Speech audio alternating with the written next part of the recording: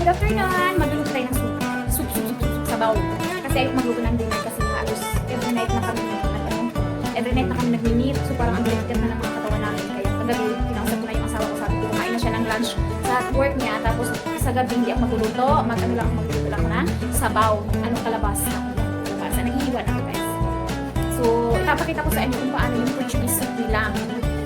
Ang anak ko, gusto niyang tumae kasi nahihirapan siyang tumae. So, oh, yeah, okay. Diba? Ang sarap sipain.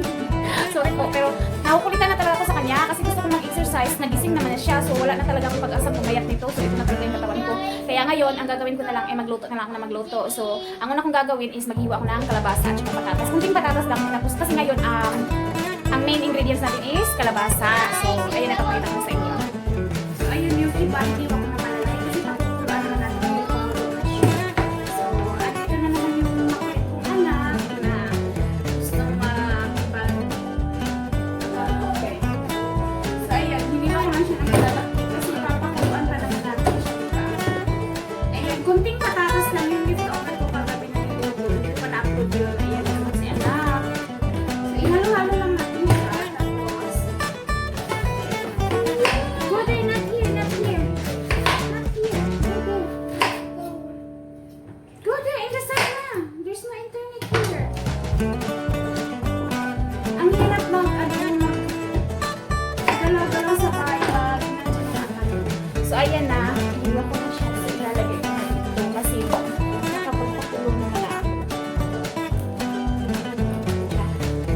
So, mamaya, tatanggalin natin siya. Pag malambot na, tapos i-blender natin para mas masarap. So, at least today, nakapagkilay ako. Pero parang pabingi naman na ito naman yung dapat ganun.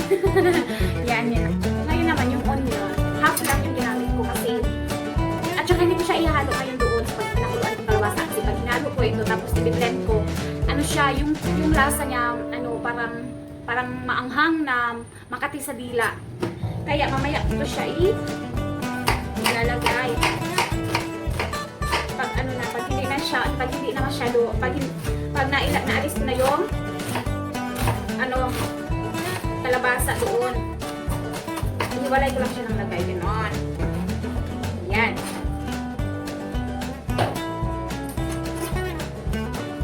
Ganito ako pag pag nagsusup ako, natuto ako nito sa amo ko dati dito na itim.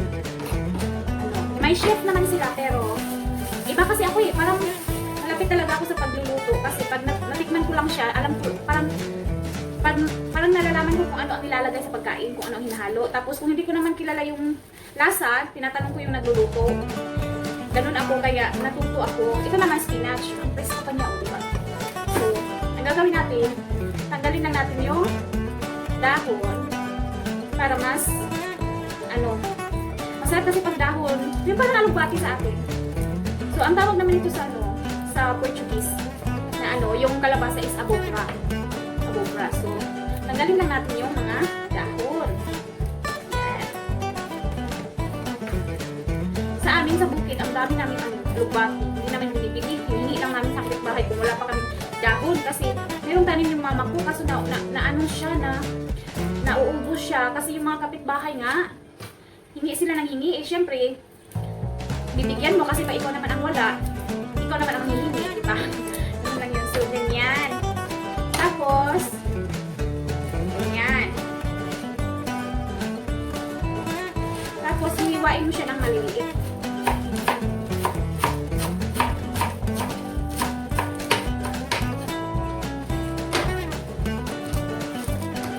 Hindi ako, talagang kagabi, kinausap ko na yung asawa ko na hindi ako magluluto ng dinner. Mag-ano lang kami, magsusopa lang kami. Dito na siya. Ihalo na natin. Para wala tayong maraming gasin. So, isahan na lang yan. So, ayan na, diba? So, ayan na siya, guys. Kumulo na siya. Tatanggalin natin yung vegetable at lalagay natin.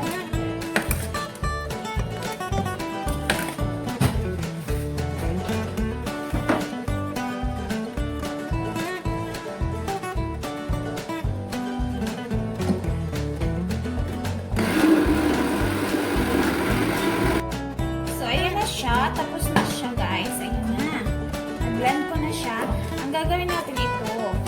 Ito. Chicken noodles soup.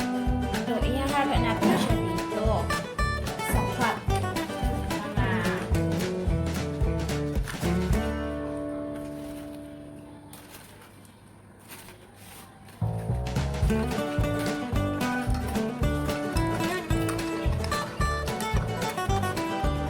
Para hindi siya madikit-dikit. Tapos, bago mo ilagay yung magnet, ilagay mo muna itong mga ito sa tubig na natira.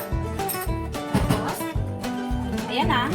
Ilalagay na natin yung gulay. Yung, kahit anong gulay na kung meron kayong gusto na ilagay, ihalo. Pwede nyo siyang ilagay. Ayan na, kasi supa siya. So, ayan na siya. Nagtutubig pa naman.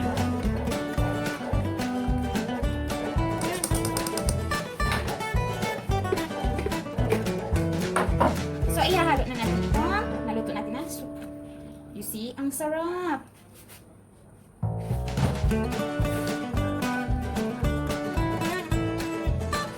So, ayan na siya guys.